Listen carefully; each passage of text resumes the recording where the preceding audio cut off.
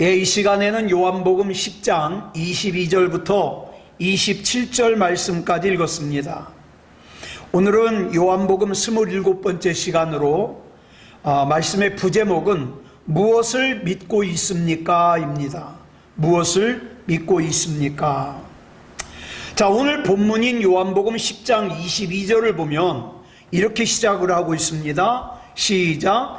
예루살렘에 수전절이 이르니 때는 겨울이라. 여기 수전절이라는 절기가 나와요. 이 수전절은 뭐냐면 우리 한자로 닦을 숫자예요. 또 다스릴 숫자.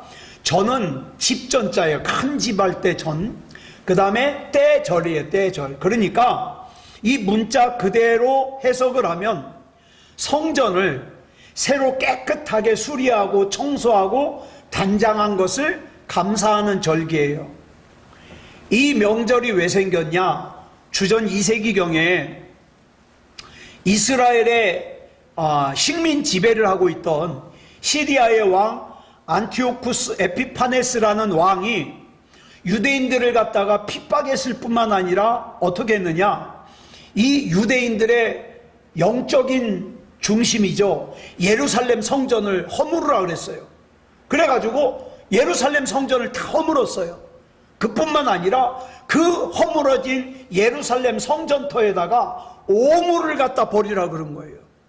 그러니까 막 성전이 허물어지고 그 더러운 오물이 다 더럽혀졌죠. 그러다가 주전 165년경에 전설적인 인물이 나타나요. 이 주전 165년이라 그러면 우리가 흔히 구약과 신약의 중간 시대예요. 이 중간 시대에 약 400년 동안 말씀이 없거든요. 묵시가 없어요. 그래서 또는 뭐라 그러냐? 암흑시대라 그래요. 이 400년 동안. 근데 그동안에 있었던 일이에요. 주전 165년경에 전설적인 인물인데 마카베우스라는 사람이 혁명을 일으켜가지고 시리아의 세력을 갖다가 몰아내고 성전을 다시 져요. 다시 고쳐서 수축해요. 그리고 깨끗하게 오물을 청소해내죠. 그리고 나서 하나님 앞에 봉헌을 해요. 이스라엘 사람들은 훗날 이날을 갖다가 하누카라 그래요. 이 하누카는 수전절이라는 뜻이에요. 그래서 이스라엘 사람들이 유월절, 오순절과 더불어 3대 절기 중에 하나죠. 그런데 본문 22절을 보니까 이 수전절의 때가 시기적으로 어느 때라 그랬어요? 겨울이라 그랬어요. 춥잖아요. 여러분, 이스라엘의 수전절은요, 우리나라의 동지쯤 돼요. 동지는 양력으로 약 12월 약 22일쯤인데 겨울이잖아요. 우리나라도 겨울이에요. 이스라엘도 겨울이에요. 이스라엘에서 살고 있는 사람이 얘기를 하는데 12월 하순부터 1월까지 이 이스라엘의 수은주가 0도 밑으로 계속 떨어진대요. 자주. 이때 광야에서 바람이 불어오는데 이 바람이 얼마나 찬지 체감 온도가 우리나라 온도로 약 영하 10도쯤 된대요. 얼마나 춥습니까? 그래가지고 이 유대인들도 외출하려면 두꺼운 옷으로 완전 무장을 하고 나간다는 거예요. 자, 그러니까 이 수전절이라는 절기는 유대인들에게 있어서 매우 특별한 절기이면서 겨울이에요. 그런데 이 특별하면서 추운 절기인 이 수전절에 예수님이 어디 계셨는가? 본문 23절에 보니까 어디에 가셨다 그랬어요? 솔로몬 행각에 가셨다 그랬어요. 자, 솔로몬 행각이란 우리 사도행전 나눌 때도 이 행각이 나와요. 예. 자, 이 행각이 뭐냐면 예루살렘 성전의 바깥마당 동편에 위치해 있는데 이 행각의 특징이 지붕은 있어요. 지붕은 있는데 옆에 기둥만 있어요. 그러니까 바람을 막아주는 벽이 없는 거예요. 그러니까 얼마나 추워요, 이 행각이. 근데 그 추운 겨울날 예수님이 바람을 피해, 찬 바람을 피해 집에 계신 것이 아니라 매서운 겨울바람이 몰아치는 그 수전절에 솔로몬 행각에 가셨다는 거예요. 왜 가셨을까요? 간단하죠. 한 사람이라도 더 진리의 말씀을, 생명의 말씀을 깨우쳐 주시기 위해서. 그런데 문제는 예수님께서 그렇게 한겨울에 솔로몬 행각에서 진리를 전하시는 그 순간에도 예수님의 제자들은 아직 예수님의 말씀을 다 이해를 못해요. 그래서 어떻게 됐습니까? 나중에 결국 그 결정적인 순간에 예수님이 십자가를 지기 위해 붙잡혀가는 그 순간에 그 제자들이 다 예수님을 버리고 도망을 쳤어요. 배신자가 된 거예요. 지금도 마찬가지예요. 우리가 하나님의 말씀을, 하나님의 메시지를, 하나님의 뜻을, 하나님의 마음을 제대로 이해하지 못하는 사람은요, 결정적인 순간에 하나님 떠나요. 예배 떠나요. 신앙을 떠나요. 그럴 가능성이 크다 이 말이에요. 그런데 이토록 예수님의 말씀을 제대로 깨닫지 못했던 이 제자들이 나중에 보니까 사도행전 3장 11절, 5장 12절을 보니까 예수님이 하셨던 그대로 그 솔로몬 행각에서 목숨 걸고 예수님께서 증거하셨던 그 진리의 말씀을, 생명의 말씀을, 복음의 말씀을 증거하고 있더라는 거예요. 놀랍죠? 예? 예수님께서 살아계실 때에는 예수님의 말씀을 잘 이해를 못하던 그 제자들이, 그래서 예수님을 배신하고 예수님을 버리고 도망쳤던 그 제자들이 어떻게 그 추운 겨울날 솔로몬 행각에서 말씀을 가르치던 그 예수님을 이렇듯 빼닮을 수 있었냐 이 말이죠. 그것도 예수님이 이미 이 땅에서 떠나신 뒤에 말이에요. 그 이유는 예수님께서 진리시기 때문에 진리를 떠나지 않고 함께 있는 한 언젠가는 그 영적인 진리가 깨달아진다 이 말이에요. 그러니까 우리가 신앙이 어설퍼도 믿음의 자리를 절대 떠나면 안 돼요. 예배의 자리를 결코 떠나면 안 돼요. 예? 말씀의 자리, 기도의 자리를 결코 떠나면 안 돼요. 그러면 깨닫게 돼요. 여기서 우리가 귀중한 교훈을 얻게 되는 거예요. 우리의 삶이라는 것은요, 우리가 이 세상을 다 살고 떠난 뒤에도 내 뒤에 있는, 남아있는 사람들을 바로 세울 수 있는 능력이 있다 이 말이죠. 바로 이것 때문에 제가 이 말씀을 읽고서 그 다음부터 어떻게 해요? 설교를 녹음하기 시작했어요. 설교를 영상으로 찍어서 남기기 시작했어요. 왜요? 자랑하려고요? 자랑할 건덕지가 뭐가 있겠습니까? 그래서 남기는 게 아니라 제가 목회를 마치고 난 뒤에 언젠가 누군가가 요한복음을 읽다가 사도행전을 읽다가 로마서를 읽다가 요한계시록을 읽다가 좀 어떤 말씀에서 더 알고 싶어서 찾았다가 설교를 듣거나 또는 영상을 보고 도움을 받기를 원해서 그런 남겨놓는 거예요. 자, 수전절에 예루살렘 성전에서 예수님을 발견한 유대인들이 순식간에 예수님을 애워쌌어요. 그리고 24절에서 예수님께 이런 질문을 합니다. 빨간색만 읽겠습니다. 시작. 당신이 언제까지나 우리 마음을 의혹하게 하려 하나이까? 그리스도이면 밝히 말씀하소서. 이 말은요, 당신이 진짜 메시아면 내가 믿겠습니다, 그래서 묻는 게 아니에요. 예수님께서 예수님의 입으로 내가 메시아다 라고 얘기를 하면 그 말을 트집 잡아서 예수님을 신성모독죄로 고소해서 잡아 죽이려고, 그래서 함정 파는 거예요. 그러자 예수님께서 25절부터 26절에서 이렇게 대답하셔요. 빨간색만 시작. 내가 너희에게 말하였으되 믿지 아니하는도다. 내가 내 아버지의 이름으로 행하는 일들이 나를 증거하는 것이거늘 너희가 내 양이 아니므로 믿지 아니하는도다. 아주 중요한 말씀을 해요. 너희가 내 양이 아니기 때문에 내가 하는 말을 믿지 않는다는 거예요. 지금 예수님께서는 예수님을 믿지 않는 그들을 예수님의 양이 아니라고 단정을 하셨어요. 즉 그들의 존재 자체를 부정해 버리신 거예요. 이거 굉장히 무서운 질책이죠. 너희는 나와 상관이 없다. 그러니까 내 말을 믿지 않는 거다. 이거예요. 아무리 일깨워줘도 도무지 알려고도 하지 않고 믿으려고 하지 않을 때 마침내 주님께서는 너희는 내 양이 아니다. 이렇게 부정해 버리신다는 거예요. 저와 여러분 절대로 이런 일 당하면 안 되죠. 우리 주님께서 부정해 버리는, 내가 훗날 이 땅을 살고 하나님의 심판대 앞에 섰을 때에 예수님께서 나 모른다 그러면 안 되잖아요. 저 새소망교회 이창원 목사 참 약한 사람이에요. 마음도 약하고 의지도 약하고 자주 넘어져요.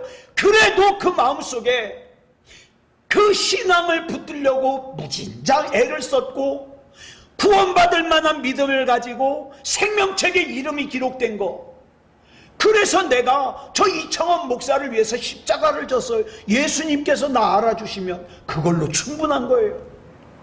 저와 여러분 마찬가지예요. 네? 예수님의 양이 아니라고 부정을 당하면 안 된다 이 말이에요. 예수님의 질책은요 여기서 끝난 게 아니에요. 때로는 어땠습니까? 독사의 자식들아 그러면서 막 독서를 퍼붓기도 하셨고, 예루살렘 성전을 갖다가 장터로 만든, 시장거리로 만든 그 사람들을 갖다가 채찍으로 내쫓아내기도 하셨죠. 어떤 사람은 이런 질문을 하기도 합니다. 아, 목사님, 요한일서 4장 16절을 보면 분명히 하나님은 사랑이시라 그랬는데 사랑이신 주님께서 어떻게 이런 말씀을 하실 수 있죠? 너하고 나하고는 상관이 없어. 넌 내 양이 아니야. 독사의 자식들아, 멸망받을 짐승들아, 어떻게 그런 말씀을 하실 수 있죠? 여러분, 이렇게 말씀하시는 게 진짜 사랑이에요. 이렇게 말씀하시는 게 진짜 책임 있는 사랑이에요. 그 증거가 뭡니까? 십자가예요. 예수님께서는요 이렇게 질책받아 마땅한 우리를 구원하시기 위해서 어떻게 해요? 십자가를 지셨어요. 그대로 내버려 뒀다가는 지옥에 간다는 걸 뻔히 알면서도, 여러분 한번 생각해 보세요. 내 사랑하는 사람이 저 신앙 저대로, 저 구원받지 못할 믿음 그대로 뒀다가 지옥에 간다는 걸 뻔히 알면서도 괜찮아, 교회만 왔다 갔다 하면 돼, 듣기 좋은 말 해주고 그냥 넘어가는 게 그게 진짜 사랑이겠습니까?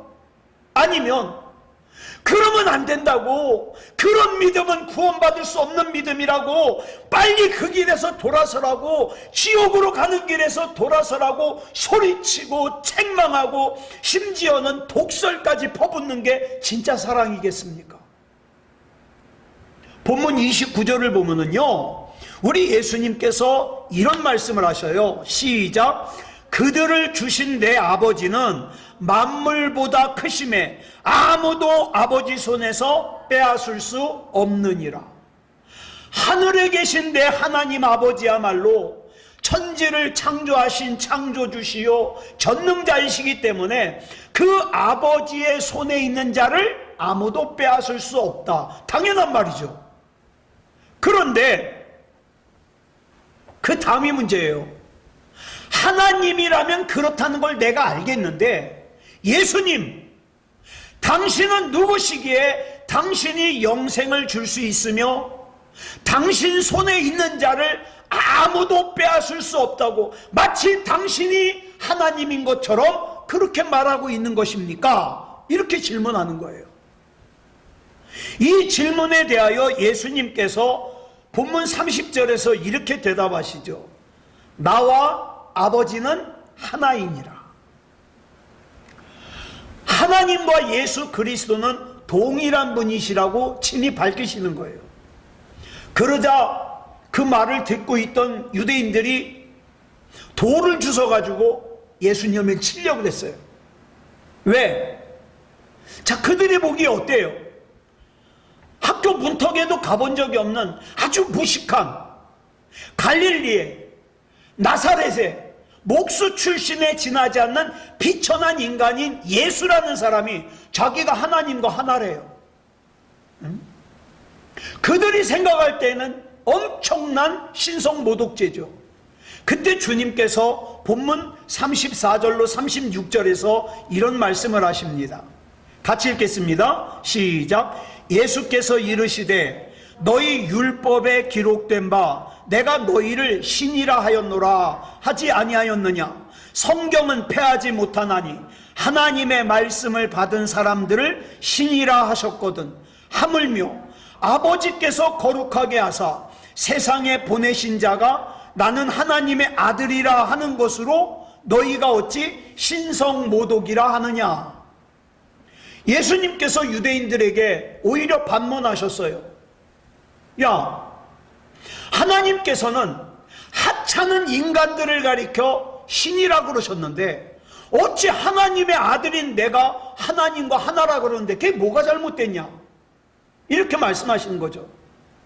여기서 중요한 것은 하나님께서 사람을 가리켜 신이라 그랬다는 거예요. 신.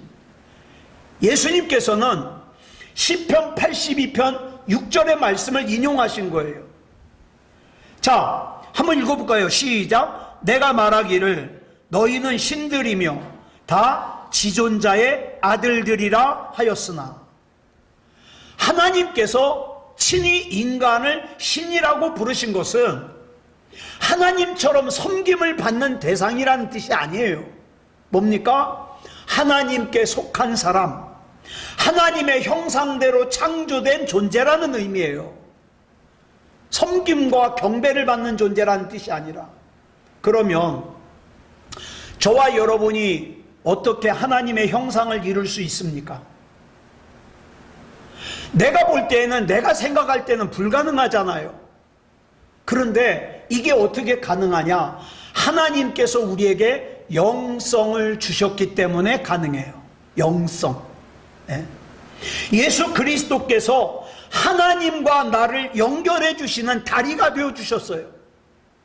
그래서 내가 하나님이 믿어지는 거예요. 예수님이 믿어지는 거예요. 그러므로 하나님께 속한 사람은 그리스도 안에서 하나님께로부터 받은 그 영성 때문에 하나님을 닮은 사람이 될 수 있고, 하나님의 형상을 지닌 사람이 될 수 있고, 신 같은 사람이 될 수 있고, 하나님 같은 사람으로 변화받을 수 있는 거예요. 많은 그리스도인들이 나는 교회는 다니지만 난 솔직히 말해서 하나님의 말씀대로 살 능력이 없습니다. 하나님의 말씀대로 살 수 없습니다. 맞는 말이에요. 여기에 영성이 빠지잖아요. 그러면 백날 교회 다녀도 구원 못 받아요. 영성이 빠지면 믿어지지 않는 걸. 그런데 하나님께서 우리에게 영성을 주셨잖아요. 믿어지는 거예요. 믿어지니까 예배 드리는 거고, 믿어지니까 기도하는 거고, 믿어지니까. 잊지 마십시오. 우리는 하나님으로부터 하나님의 생기, 하나님의 영성을 받은 하나님의 사람들이에요. 자, 그 영성으로 그리스도 안에서 하나님의 말씀에 귀 기울이는 한 우리는 반드시 하나님의 사람답게 살 수 있어요. 부족하지만. 여러분, 십자가 위에서 예수님께서 7마디를 하셨다 그러는데 그 중에 마지막 말씀이 뭐예요? 다 이루었다예요. 다 이루었다. 다 이루었다. 뭘 이루었다는 거예요? 예수님이 하셔야 될 일을 다 이루셨다는 거예요. 예수님이 이루어야 될 하나님의 뜻을 다 이루었다는 거예요. 거두어야 될 열매를 다 거뒀다는 거예요. 그걸 한마디로 말하면 뭡니까? 영원히 구원받을 수 없는 저와 여러분을 구원받을 수 있게 해주셨다는 거예요. 영성을 주셨다는 거죠. 육신을 입고 이 세상에 오신 인간임에도 불구하고 어떻게 예수님이 그렇게 후회함이 없는 삶, 완전한 삶을 살 수 있었을까? 그 답이 본문 40절에 나와요. 같이 읽겠습니다. 시작. 다시 요단강 저편 요한이 처음으로 세례 베풀던 곳에 가사 거기 거하시니. 자, 여기서 말하는 요한은 세례 요한입니다. 그리고 요한이 처음으로 세례를 베풀던 곳은 요단강이에요. 자, 여기서 어땠어요? 예수님께서 공생애를 시작하실 때 세례 요한에게 세례를 받으셨어요. 지금 예수님께서 그곳을 다시 찾아가신 거예요. 세례 받던 곳을. 여기서 거하셨다 그러죠? 거기 거하시니, 이거는 뭐 한두 시간 거기 있다 온 게 아니라 며칠 계셨다는 뜻이에요. 며칠. 예수님께서 공생애를 시작하기 직전에 요한이라는 이름의 선지자가 요단강가에서 세례를 베풀고 있었어요. 세례가 뭡니까? 세례는 지나간 나의 모든 죄를 깨끗이 씻음 받음과 동시에 내가 앞으로 그리스도인으로서 구원받은 사람으로서 합당하게 거룩하고 정결한 삶을 살겠다는 약속이에요. 이게 세례예요. 말하자면 이 세례라는 것은 철저하게 누가 필요로 하는 거예요? 죄인인 인간이 필요로 하는 거예요. 그런데 공생애를 막 시작하시는 예수님이 요단강가에 나타나셔서 세례를 받겠다는 거예요. 네. 자, 이곳에 말씀을 선포하기 위해서 오신 게 아니에요. 죄인이 받으시는 세례를 받으려고 오신 거예요. 그 예수님을 알아본 세례 요한이 깜짝 놀랐죠. 아니, 어떻게 하나님의 아들이신 당신께서 나 같은 죄인에게 세례를 받으러 오셨습니까? 세례 요한이 하지 못한다 그러죠. 그랬을 때에 자, 15절 마태복음 3장 15절에서 예수님께서 요한에게 이렇게 말씀하셔요. 빨간색만 시작. 우리가 이와 같이 하여 모든 의를 이루는 것이 합당하니라. 이와 같이가 뭐예요? 죄인인 인간 세례 요한에게 예수님께서 무릎을 꿇고 세례를 받으시는 거예요. 예? 왜 하나님의 아들이신 예수 그리스도께서 인간 앞에 무릎을 꿇으시고야 의가 이루어질 수 있는가? 왜 예수님께서 죄인인 세례 요한 앞에 무릎을 꿇으시는 것으로서 공생애를 시작하셨을까? 성자 하나님의 자존심을 인간 앞에 내려놓지 않고서는 그 더러운 인간을 위해서 십자가를 지실 수가 없었던 거예요. 여러분, 내가 누군가에게 복음을 전하는데 그 사람이 나에게 잘난 척을 해요. 다 아는 척을 해요. 자존심 상하죠. 속으로 무슨 생각이 들어요. 아우, 쥐뿔도 모르면서 아는 척 되게 하네. 그래서는 그 사람을 구원할 수 없어요. 전도할 수 없어요. 어떡합니까? 그 사람보다 더 낮은 상태에 내 자존심을 내려놓는 거예요. 다 듣는 거예요. 그래야 그 사람을 구원할 수 있거든요. 예수님이 예수 그리스도의 권위를 그처럼 벗어 던지지 않고서는 십자가를 지실 수가 없었어요. 왜? 자존심 상하거든요. 부끄럽거든요. 그런데 인간인 세례 요한 앞에 무릎을 꿇고 세례를 받으면서 그 모든 것을 다 내려놓으신 거예요. 그래서 오늘 본문에서 예수님께서 공생애를 시작하실 때 인간 앞에 무릎을 꿇고 세례를 받으시던 곳으로 다시 찾아가서 그때의 3년 전에 그때의 상황을 다시 생각하는 거예요. 초심으로 돌아가는 거죠. 네. 여러분, 저와 여러분은 완벽하지 않아요. 그거 저와 여러분이 잘 알아요. 그럼에도 불구하고 나보다 더 부족하다고 생각되는 사람, 나보다 더 완벽하지 않다고 생각하는 사람에게 무릎을 꿇는다는 것은 내 자존심이 용납하지 않아요. 어떡할까요? 그건 내려놔야 돼요. 예수님처럼. 예? 그 자존심을 내려놨을 때 십자가를 지실 수 있었거든요. 예. 그래서 예수님께서는 인간인 세례 요한 앞에 무릎을 꿇었던 그 현장으로 돌아가서 그때 품었던 마음, 그때 품었던 생각을 다시 확인하시는 거예요. 자, 본문 42절을 보니까 이러한 예수님의 상황을 모르는 사람들이 어때요? 많은 사람들이 예수님을 믿었다, 이렇게 나오고 있어요. 42절에 보니까 한두 사람이 믿은 게 아니에요. 그곳에 있는 많은 사람들이 예수님을 믿었어요. 예수님은 뭐하러 가셨는데? 인간 앞에 무릎을 꿇고 세례를 받았던 그 마음, 그 생각을 다시 회복하려고 가셨는데 많은 사람들이 예수님을 믿었대요. 근데 이 사람들이 다 나중에 어떻게 됩니까? 이 사람들은 자기 자존심을 내려놓지 못한 사람들이에요. 그래서 어떻게 됩니까? 나중에 예수님 십자가 지실 때 예수님을 조롱합니다. 예수님께 등을 돌려버립니다. 예수님을 십자가에 못 박으라고 외칩니다. 왜? 자기가 시퍼렇게 살아있거든요. 사랑하는 여러분, 자기 자신이 시퍼렇게 살아있는 사람은요, 예수님이 가신 길 못 쫓아가요. 못 쫓아가요. 자, 그렇다면 이 본문 속에서 이 사람들이 예수님을 믿었다는 건 도대체 뭘 믿었다는 걸까요? 아주 중요한 내용이에요. 뭘 믿었다는 내용일까요?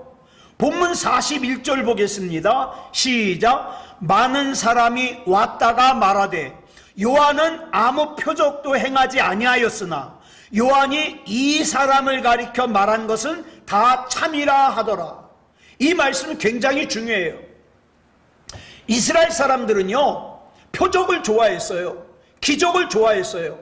지금도 많은 사람들이요, 신기한 일을 좋아합니다. 볼에서 금가루 떨어지는 거 좋아해요. 아말감이 금이빨로 변하는 거 좋아해요. 예? 안진뱅이가 일어나는 거 구경하는 거 좋아해요. 그죠? 신기한 거 좋아해요. 그런데 여러분, 세례 요한은요, 이런 걸 행하지 못했던 사람이에요. 세례 요한은 기적을 행하지 못했어요. 그래가지고 이 사람들이 얘기하는 게, 요한은 아무 표적도 행하지 아니하였으나, 그렇지만 우리가 그 요한을 인정하는 이유가 뭐냐? 요한이 이 사람 예수에 대해서 얘기했는데, 요한 대신에 요한이 소개한 이 사람이 누구예요? 예수가 기적과 표적을 많이 행했으니까 그 요한이 한 말이 다 참이다, 이 말이에요. 즉, 이 사람들이 인정하는 건 뭐예요? 예수님이 행하신 기적이에요. 예? 기적. 오병이어의 기적. 안진뱅이를 일으키고 안 못 보는 맹인을 눈을 뜨게 하고, 그죠? 38년 된 병자를 일으키고, 그런 기적. 그런 기적을 보니까 내가 믿는다는 거예요. 그러면 그런 기적이 아니었다면 예수님 믿어요, 안 믿어요? 안 믿는다는 거죠. 결국 그들이 믿었던 건 예수님이 아니에요. 뭡니까? 예수님이 행하신 기적이에요. 그렇기 때문에 많은 사람들이 예수님을 믿었다고 기록하고 있지만 정작 그들이 믿었던 건 예수님이 아니에요. 뭐죠? 예수님이 행하셨던 표적입니다. 그리고 나중에 예수님이 기적을 행하시지 않으니까 이 사람들이 다 떠나갔어요. 그 예수님이 제자들에게 뭐라 그래요? 너희도 가려느냐? 그러죠. 너희도 가려느냐? 예수님의 기적을 구경하러 왔던 사람들은요, 예수님이 기적을 행하시지 않으니까 또 다른 기적을 구경하기 위해서 점쟁이를 찾아가고 무당을 찾아가고 역술가를 찾아가는 거예요. 왜? 이 사람들이 믿는다는 믿음은 그런 신기한 걸로 착각을 하고 있기 때문에. 자, 오늘 저와 여러분이 하나님을 믿는다 그럴 때, 나는 예수님을 믿는다 그럴 때 그 믿음의 내용이 뭡니까?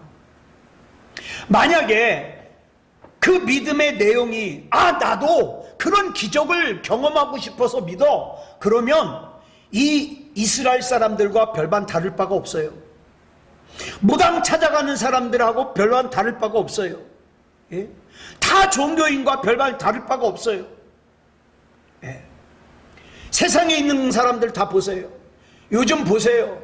인터넷에 들어가 보면, 유튜브에 들어가 보면 점쟁이들이 난립니다. 예? 7월에는 어떻고, 8월에는 어떻고, 지금 난리예요, 난리. 귀신들이 난리예요. 자, 자기가 표적을 보여줄 수 있다는 거예요. 자기 말이 진짜라는 거예요. 그러면 그 표적만을 보고 따라다니는 자들과 나는 하나님 믿어, 그 하나님을 믿는다고 하는 그리스도인 사이에 결정적인 어떤 차이점이 있지 않겠습니까? 그 차이점이 뭘까요? 예? 물론 예수님께서 이 땅에 계실 때 많은 표적을 행하셨습니다. 많은 기적을 행하셨어요.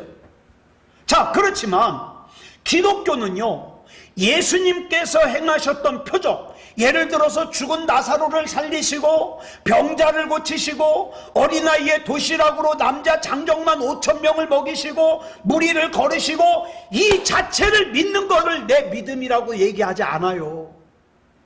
예? 그러면 우리는 우리의 믿음을 어떻게 얘기를 합니까? 우린 그러잖아요. 하나님 앞에 뭘로? 사도신경으로 우리의 신앙을 고백을 합니다. 우리 한번 고백해 볼까요? 시작. 나는 전능하신 아버지 하나님, 천지의 창조주를 믿습니다. 나는 그의 유일하신 아들 우리 주 예수 그리스도를 믿습니다. 그는 성령으로 잉태되어 동정녀 마리아에게서 나시고 본디오 빌라도에게 고난을 받아 십자가에 못 박혀 죽으시고 장사된 지 사흘 만에 죽은 자 가운데서 다시 살아나셨으며 하늘에 오르시어 전능하신 아버지 하나님 우편에 앉아 계시다가 거기로부터 살아있는 자와 죽은 자를 심판하러 오십니다. 나는 성령을 믿으며 거룩한 공교회와 성도의 교제와 죄를 용서받는 것과 몸의 부활과 영생을 믿습니다. 아멘. 여러분, 여기 어디 나는 예수님께서 죽은 자를 살리신 것을 믿습니다. 여기서 말하는 부활과 다른 거예요. 나는 예수님께서 맹인의 눈을 뜨게 해주신 걸 믿습니다. 안 나오잖아요. 나는 오병이어의 기적을 믿습니다. 나는 하나님이 다 부자 만들어 주실 걸 믿습니다.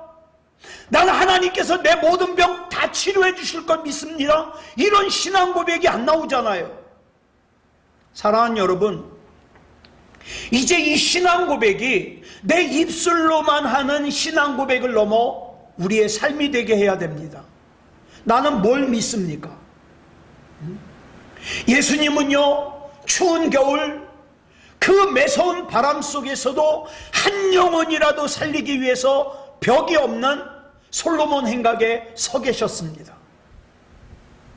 가난한 예수님이 무슨 따뜻한 옷을 입으셨겠습니까?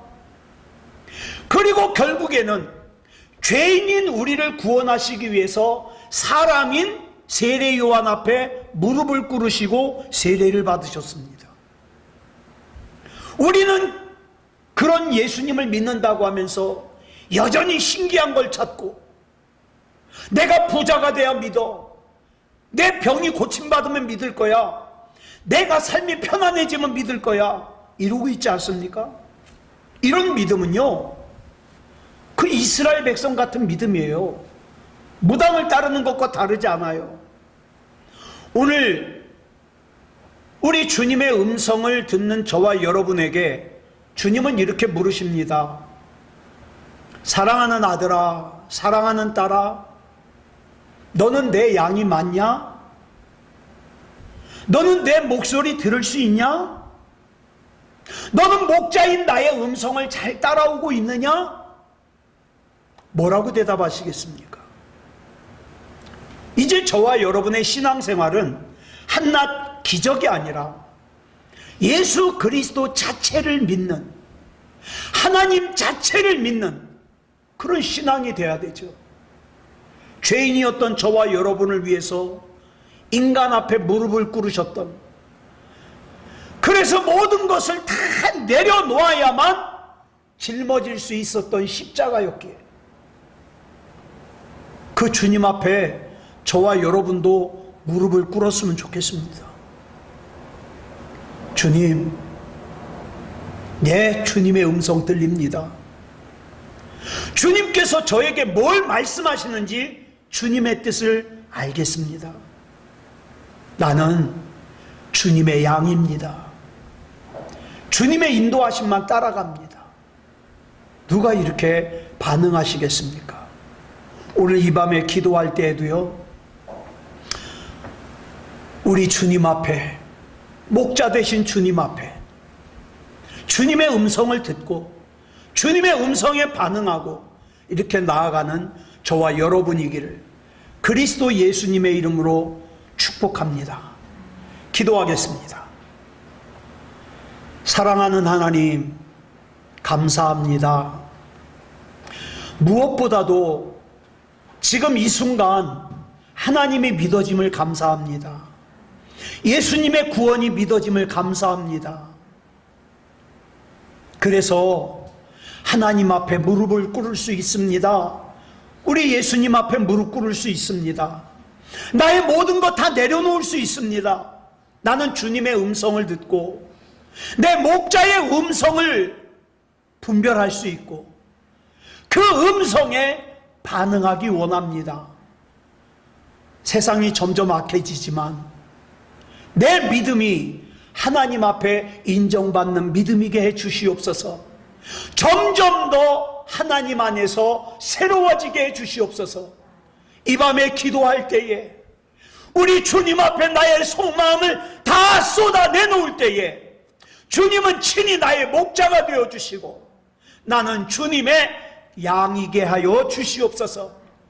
우리 주님 붙잡아 주시고 인도해 주실 줄 믿사오며 그리스도 예수님의 이름으로 간절히 기도드렸사옵나이다. 아멘.